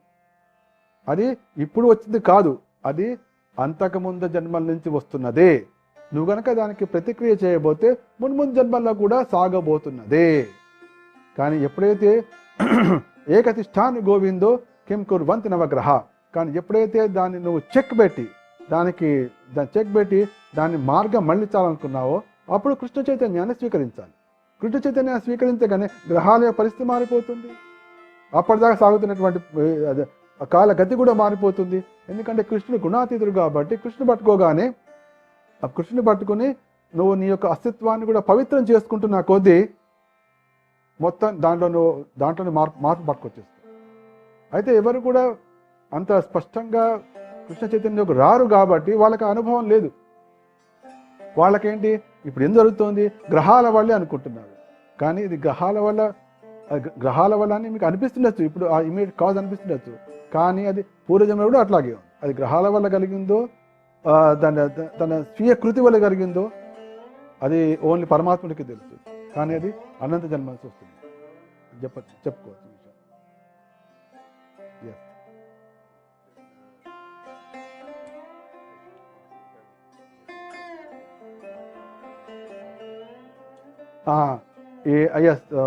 శశికుమార్ కొఠారి గారు అడుగుతున్నారు, ఈ 6వ తారీఖు వరకు మేము ఈ 100 కథలు శ్రీమద్ భాగవత కథాశతకం చెప్పడం జరిగింది. వాటన్నిటిని ఏం చేస్తున్నామంటే ప్రతిరోజు ఒక్కొక్క సీక్వెన్స్లో దాదాపు 3-4 కథలు జరిగినాయి. అట్లా చేయకుండా, ఎందుకంటే అప్పుడు ఏ కథ ఏ ఎపిసోడ్లో వస్తుందో మరి మీకు అంత ఊహ ఉండదు కాబట్టి ఒక ప్రాజెక్ట్ తీసుకున్నాము. మా కొంతమంది భక్తులు ఆల్రెడీ చేస్తున్నారు. ఈ ఒక్కొక్క కథని ఒక్కొక్క కథని ఒక్కొక్క వీడియోగా కన్వర్ట్ చేసి దానికి ఒక పేరు పెడతాం. కాబట్టి అప్పుడు మీరు ఆ స్క్రాల్ చేస్తుంటే ఇప్పుడు ఏం కథ వినొచ్చు, ఇప్పుడు మేము పరీక్షిత్ కథ వినాలి, లేకపోతే ఇప్పుడు అజామిడ్ కథ వినాలి, ఇప్పుడు ప్రహ్లాద్ కథ వినాలి. అప్పుడు మీరు మొత్తం ఆ 100ని స్కాన్ చేస్తే మీకు కనిపిస్తుంది, ఆ ఒక్కటి తీసి మీరు వినొచ్చు. అటువంటి ఏర్పాటు చేయబోతున్నాం. Maybe in 1 or 2 months time ఈ 100 కథలను కూడా టైటిల్స్ పెట్టి వాటికి థంబ్నెయిల్ లాగా ఏర్పాటు చేసి మేము భక్తివేదాంత కాలేజ్ యూట్యూబ్లో మేము అప్లోడ్ చేయబోతున్నాము. అప్పుడు మీరు ఆ 100 కథల్ని చక్కగా ఎంచుకొని మీరు చూడవచ్చు. మీరు చెప్పిన దానికంటే ఈ భాగవత కథలు కూడా చేయబోతున్నాం.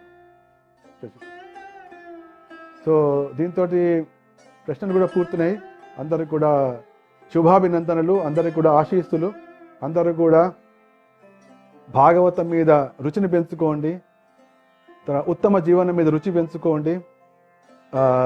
ఆచార్య శ్రీల ప్రభుపాదుల వారు చెప్పినటువంటి కృష్ణ చైతన్య మార్గాన్ని చేపట్టి ఇక్కడ బొంబాయిలో ఉంటున్నాం మేము. ఇక్కడ కూడా రాధా మదన్ మోహన్లు, తర్వాత ఆంధ్రదేశానికి కూడా, ఆంధ్రదేశం అంటే తెలుగు రాష్ట్రాలు, అక్కడ కూడా రాధా మదన్ మోహన్ ఉండే. సో ఈ రాధా మదన్ మోహన్లో మీ అందరికి కూడా మనందరికి కూడా చక్కటి సద్బుద్ధిని మన కార్యక్రమాల్లో విజయాన్ని అందిస్తారని ఆశిస్తూ సెలవు తీసుకుంటాం. సర్వే జనా సుఖినో భవంతు. హరే కృష్ణ. శ్రీల ప్రభుపాద్ కీ జై. Thank you very much.